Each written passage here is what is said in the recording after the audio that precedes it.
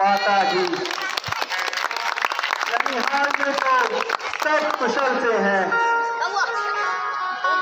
किंतु पिताजी के दर्शन अभी तक नहीं हुए। बेटा, पहले रास्ते की थकान तो दूर कर लो।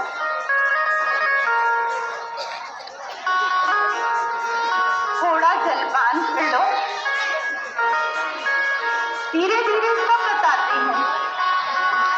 नहीं नहीं माँ, मेरी थकान तो मात्र पिताजी के दर्शन से दूर हो जाएगी। हाँ मेरे लाल, कहती तो हूँ, धीरे धीरे सब मालूम हो जाएगा। मैं कहता हूँ पिताजी कहाँ है, और आप कहती हैं कि धीरे धीरे सब मालूम हो जाएगा। आखिर आपने यह क्या नाटक रचा हुआ है?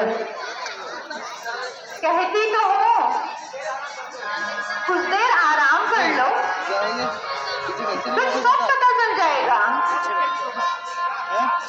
क्या खाक बताओगी? आग लगे तुम्हारे इस धीरे धीरे को। जिस बात को सही अटपटा उत्तर देता है, वहां भी दूध भेजा तो उसने भी आपको जल्दी बुझाने की रट लगाई थी। यहाँ आपने भी धीरे धीरे करके धीरे की रट लगा रखी है। आखिर आपने यह क्या बखेड़ा बना रखा है?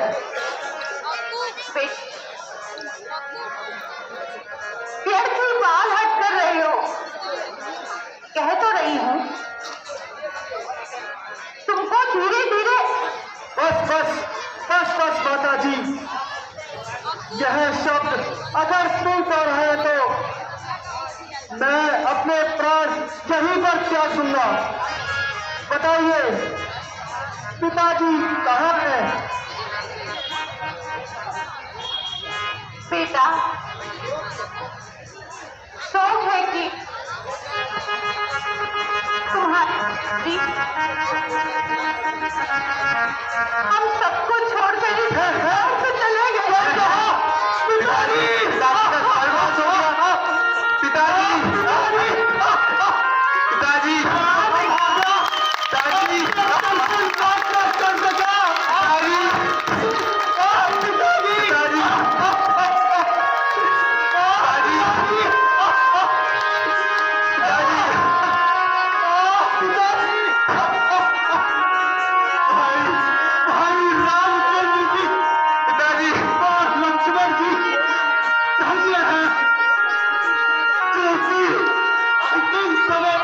उनके साथ थे।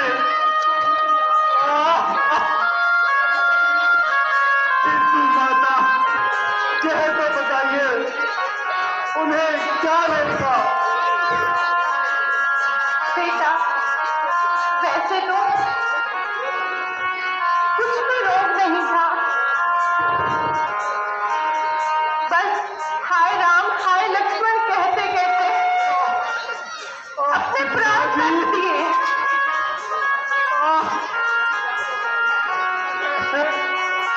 क्या कहा?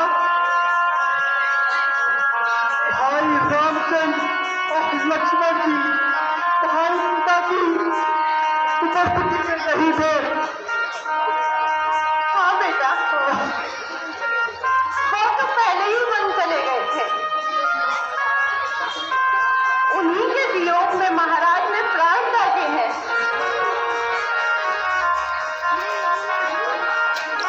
और तुम्हें तो याद तक नहीं किया।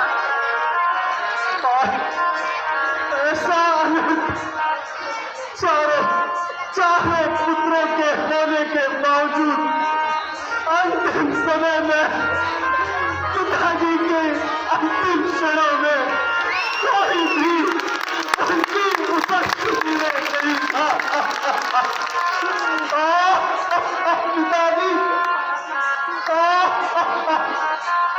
माता जी, यह तो बताइए, भाई भाई रामचंद्र जी और लक्ष्मण जी ने कौन सा अपराध किया था चौकी में फंस जाने को विवश हुए? माता जी, कृपा करके क्या स्पष्ट करिए। मुझे तो लगता है कि वहां इतना अंधेर होने पर भी मुझे कुछ नहीं बताया गया। बेटा, अब शोक छोड़कर केवल मेरी बातों पर ध्यान दो। महाराज ने तो तुम्हें ननिहाल में भेज दिया था और राम को सारे राज्य देने का फैसला कर दिया था, तथा मुझे पूछा तक नहीं। अब तू ही बतला बेटा, मैं भला कैसे सहन करती? वो तो भला हो बेचारी मंथरा का, जिसने मुझे मौके पर सचेत किया। बस फिर क्या था? मैंने अपने दोनों वर राजा से प्राप्त कर दिए। एक वर से तुम्हें राज्य और दूसरे वर से राम को 14 वर्ष का वनवास। तो खुशियां मनाओ।